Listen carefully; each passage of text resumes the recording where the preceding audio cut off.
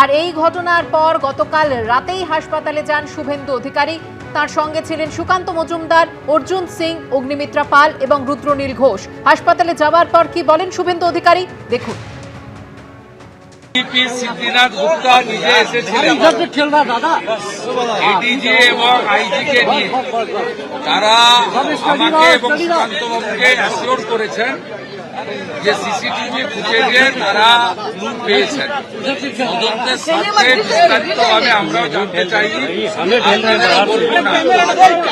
তারা বলেছেন যে তারা অতি দ্রুত চিহ্নিত করবেন এবং প্রাথমিকভাবে যা তারা পেয়েছেন এটি একটি পরিকল্পিত কোল্ড ব্লাডেড মার্ডার, মানে পূর্ব পরিকল্পিত ঠান্ডা মাথায় এই খুন সংগঠিত করা হয়েছে। ডিজিপি, আইজি, এডিজি আমাদের যেটা বলেছেন, ডিজিপির কাছ থেকে বলেছেন যে গত 2-3 দিন ধরে রেকি করে একটি ফলস নাম্বার প্লেট লাগানো গাড়ি নিয়ে এটা করা হয়েছে। তারা এটার নিষ্পত্তি করবেন। আমরা গোটা রাজ্যের বিজেপি কর্মী সমর্থকদের বা বিজেপি বিধায়ক সাংসদদেরকে যারা সহযোগিতা করেন তাদের প্রত্যেককে অনুরোধ করব, আপনারা কেউ আইন হাতে তুলে নেওয়া। মধ্যমগ্রামে পয়েন্ট ব্ল্যাঙ্ক রেঞ্জ থেকে গুলি করে খুন করা হয়েছে শুভেন্দু অধিকারীর আত্মসহায়ককে। গাড়ি থামিয়ে গুলি করা হয় তাকে। হাসপাতালে নিয়ে গেলে মৃত ঘোষণা। আহত হয়েছেন শুভেন্দু অধিকারীর আত্মসহায়কের গাড়ির চালকও।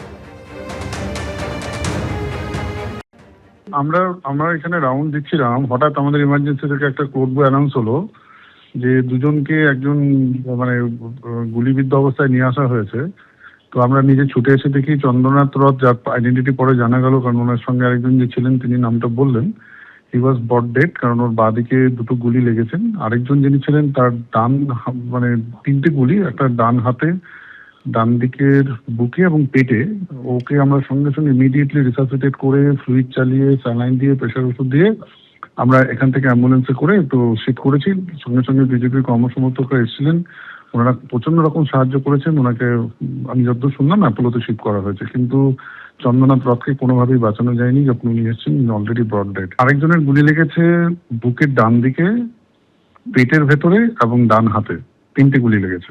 তার অবস্থাকে আমরা এখানে ওষুধপত্র দিয়ে তাকে রিসাসিটেট করে স্থিতিশীল অবস্থায় তাকে শিফট করা হয়েছে, কারণ বুলেটগুলো বার করতে হবে, কার্ডিওথোরাসিক সার্জারি সাপোর্ট দরকার।